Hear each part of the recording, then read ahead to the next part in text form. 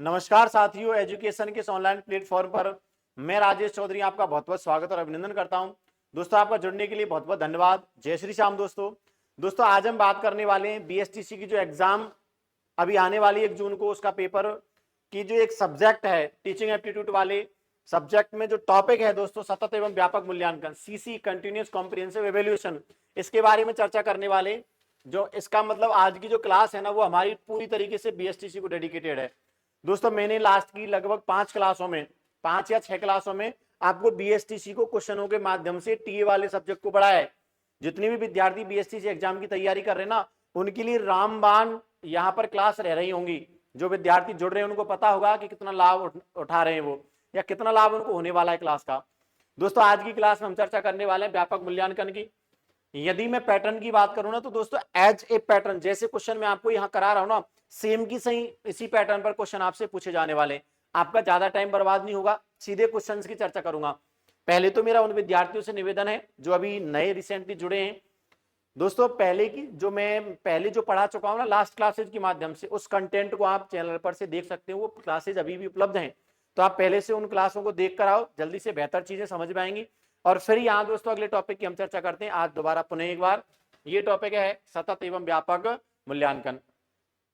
देखो, इसमें यदि मैं क्वेश्चंस के माध्यम से आपके पास जो कंटेंट रख रहा हूं ना, तो वो कंटेंट कहीं ना कहीं सेम आपके एग्जाम पैटर्न पर है। मैं प्रत्येक क्वेश्चन को यहाँ डिस्प्ले करूंगा, चारों विकल्पों की चर्चा करनी है और आपको भी अपना जवाब यहाँ कमेंट बॉक्स में देना है। जैसे दोस्तों क्वेश्चन नंबर 1 क्या कहता है?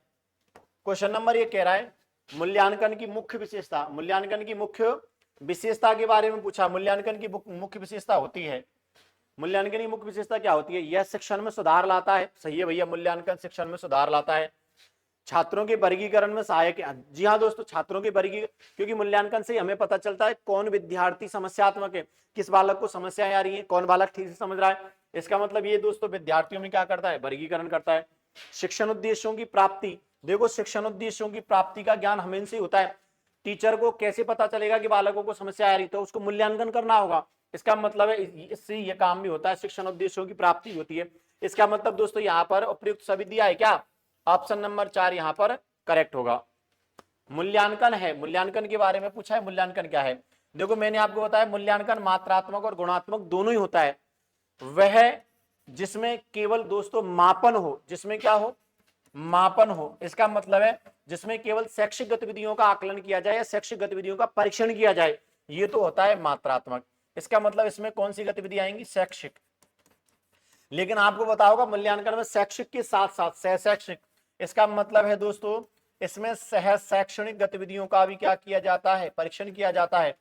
बालक के आपको विषय वस्तु ज्ञान का परीक्षण तो करना ही है, उसके साथ साथ उसके शारीरिक विकास, संवेगात्मक विकास, सामाजिक विकास, बौद्धिक विकास, मानसिक विकास इत्यादि पहलुओं का भी क्या करना है? परीक्षण करना है। इसका मतलब मूल्यांकन मात्रात्मक भी है, गुणात्मक भी है, तो उक्त दोनों सम्मिलित रूप में है। मतलब ऑप्शन नंबर कौन सा होगा भैया? यहाँ पर ऑप्शन नंबर 3 करेक्ट है, दोनों ही है। यदि मैं मापन की बात करूं तो मापन क्या है? मात्रात्मक। यदि मैं आकलन की बात करूं, गुणात्मक है। और यदि मैं मापन और मूल्यांकन की चर्चा करता हूं, तो मूल्यांकन दोनों ही है, मात्रात्मक और गुणात्मक। अगला क्वेश्चन क्या कह रहा है? लिखित परीक्षा का मुख्य उद्देश्य क्या है? लिखित परीक्षा का मुख्य उद्देश्य क्या है?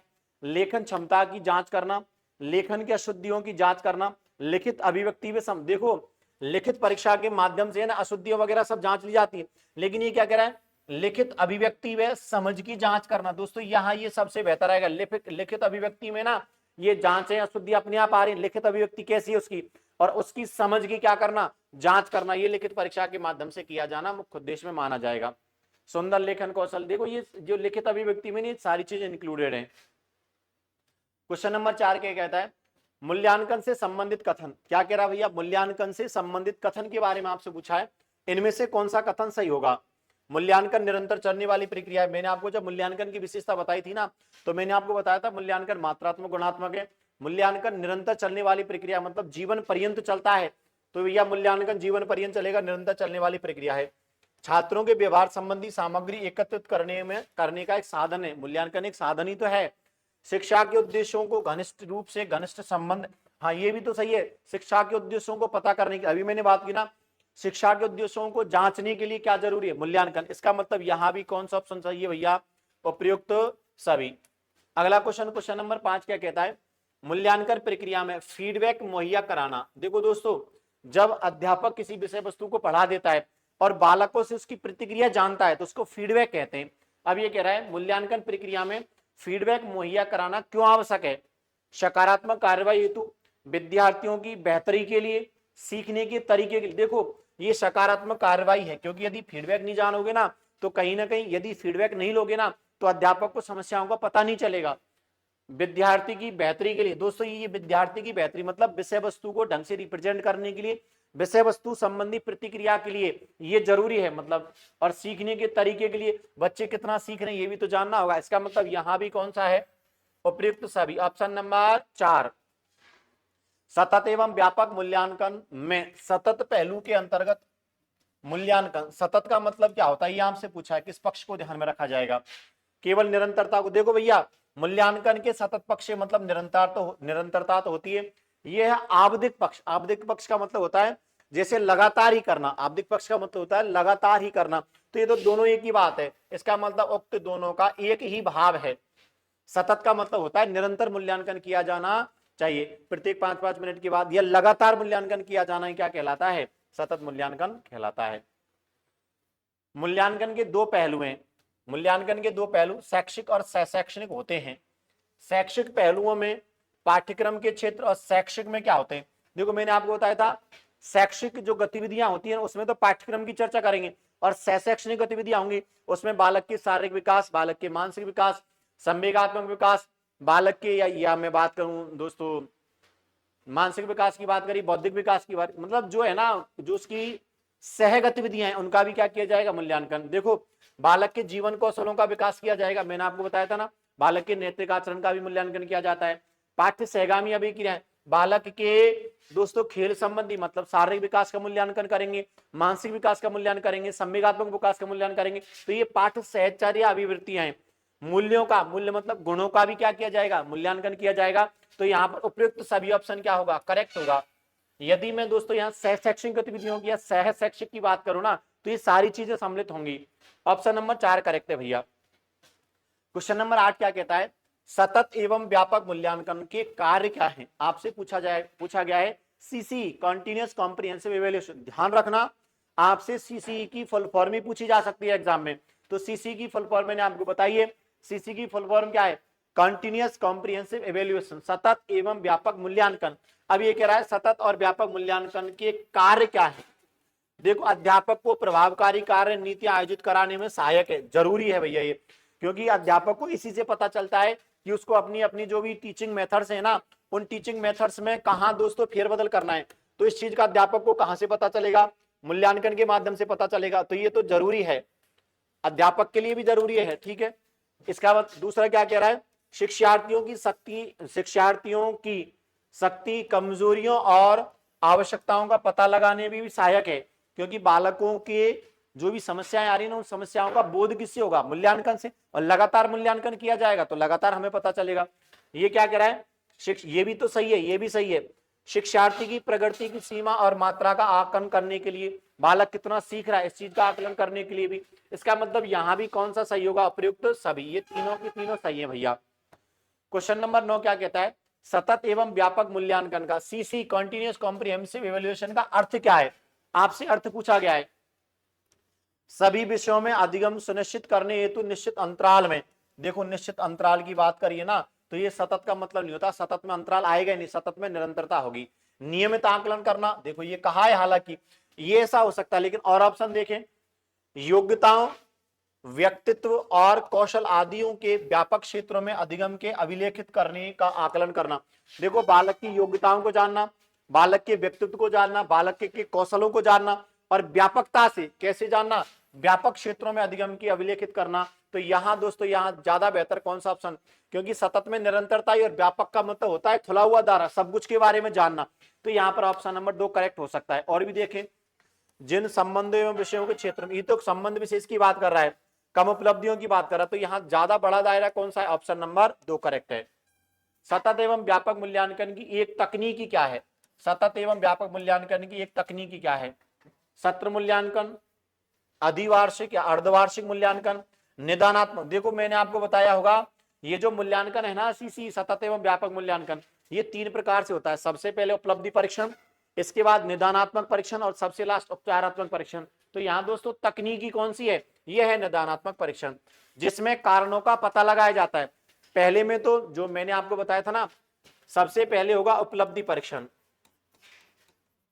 मूल्यांकन में जो दोस्तों सीसी लागू करेंगे ना, उस सीसी को लागू करने में सबसे पहले उपलब्धि परीक्षण होगा, इसके बाद निदानात्मक परीक्षण होता है, इसके बाद कौन सा होगा, निदानात्मक परीक्षण, और सबके बाद होता है सबसे लास्ट उपचारात्मक।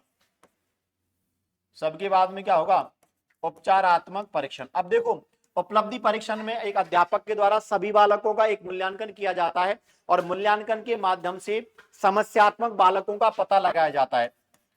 इसका मतलब जो पहला परीक्षण होगा ना, उससे समस्यात्मक बालकों का क्या किया जाएगा, पता लगाया जाएगा कि आपकी कक्षा में कितने बालक हैं जिनको समस्याएं आ रही हैं। तो मुझे पता चल गया 5 बालकों को समस्याएं आ रही है। अब उन समस्यात्मक बालकों का मैं कौन सा परीक्षण करूंगा, निदानात्मक परीक्षण करूंगा, और निदानात्मक परीक्षण के माध्यम से उन बालकों को आने वाली समस्याओं का पता लगाया जाता है। यहां किसका पता लगाया जाएगा, समस्याओं का पता लगाया जाएगा। और जब समस्याओं का पता लग जाएगा तो उन बालकों की समस्याओं को दूर करना है। तो दोस्तों यहाँ दूर करने का काम किसका होगा, उपचारात्मक शिक्षण का। तो उपचारात्मक शिक्षण के माध्यम से उनकी समस्याओं को क्या किया जाएगा, दूर किया जाएगा। तो ये 3 प्रोसेस है। सबसे पहले उपलब्धि परीक्षण, समस्यात्मक बालकों की जांच करना या समस्यात्मक बालकों का पता लगाना। इसके बाद निदानात्मक परीक्षण, समस्यात्मक बालकों की समस्याओं का पता लगाना, और लास्ट में होगा उपचारात्मक। उपचार क्या होता है, उस समस्या को दूर करना। तो ये तीनों ही प्रोसेस होती हैं। तो यहाँ कौन सी तकनीक है दोस्तों, निदानात्मक परीक्षण। अगला क्या कह रहा, सतत एवं समग्र मूल्यांकन। सतत एवं समग्र मूल्यांकन में क्या शामिल है, सतत एवं समग्र मूल्यांकन में क्या शामिल है, केवल संरचनात्मक आकलन, केवल संकल्पनात्मक आकलन, ना तो संरचनात्मक ना ही संकल्पनात्मक, विविध प्रकार की रणनीतियों का प्रयोग करते दोनों, ये होगा बेहतर। संरचनात्मक और संकल्पनात्मक दोनों ही मूल्यांकन होगा, और जिसमें विविध प्रकार की रणनीतियों का क्या करना है, आपको प्रयोग करना है। मतलब दायरा भी व्यापक में होना चाहिए।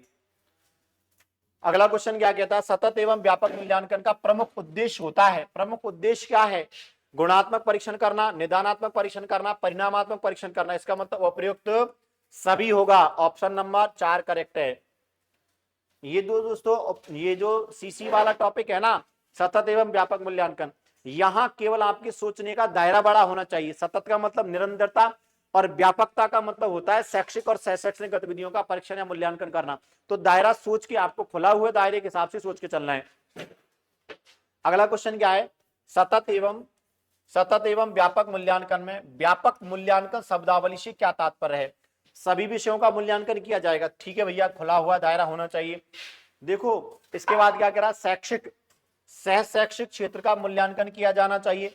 शैक्षिक एवं सह शैक्षिक क्षेत्र का, देखो दोनों ही करना है।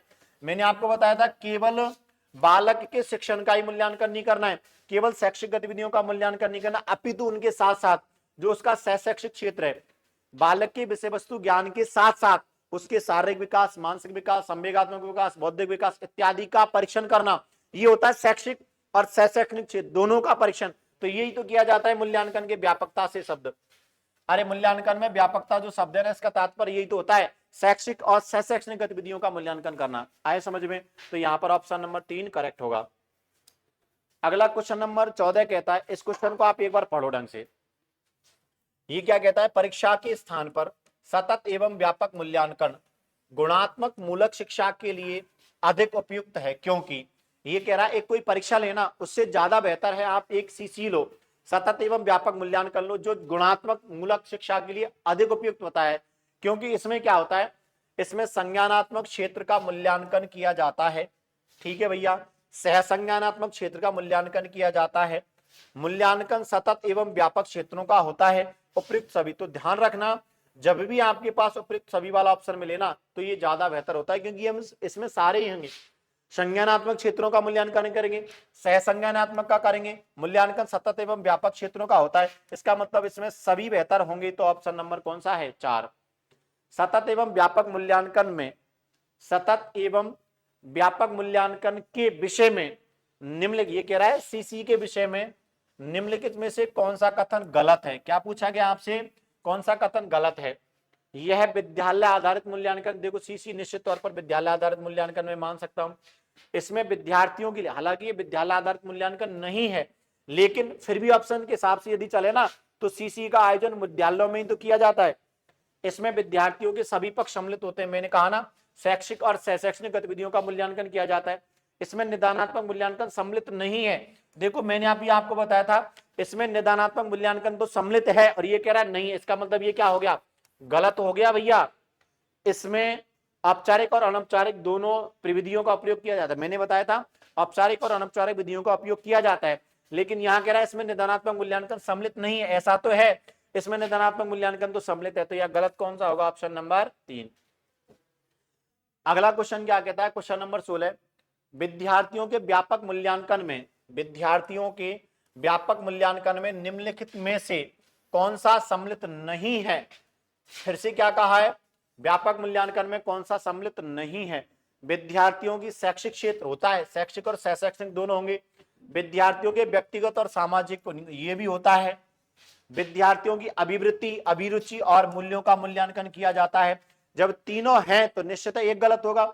बालक की बुद्धिलब्धि का गुणांक, देखो यहाँ आईक्यू से कोई मतलब नहीं होता। शैक्षिक और शैक्षिक गतिविधियों का जब मूल्यांकन किया जाता है ना तो आईक्यू का गुणांक कोई निश्चित नहीं होता। इसका मतलब यहाँ पर कौन सा नहीं है, बुद्धिलब्धि गुणांक। सतत और व्यापक मूल्यांकन है, क्या है, बोर्ड परीक्षाओं की आवश्यकता पर नहीं, बोर्ड परीक्षाओं की आवश्यकता को नहीं किया जाता। सीखने को सुनिश्चित करने के लिए व्यापक स्केल का नियंत्रण के लिए, ये क्या कह रहा है, सीखने को किस प्रकार अवलोकित करें, रिकॉर्ड और सुधार के लिए। और दोस्तों यहाँ पर जो लास्ट ऑप्शन है ना, वो लास्ट ऑप्शन कहता है शिक्षण के साथ परीक्षाओं की सामंजस्य। तो ये दो तो कतई गलत है, ना तो बोर्ड परीक्षाओं की अनावश्यकता पर है, न शिक्षण के साथ परीक्षाओं का सामंजस्य है। सीखने को सुनिश्चित करने के लिए व्यापक स्केल पर नियंत्रित परीक्षण है, या सीखने को किस प्रकार से अवलोकित करें, रिकॉर्ड बनाएं, उन पर सुधार किए जाएं, ये ज्यादा सही है।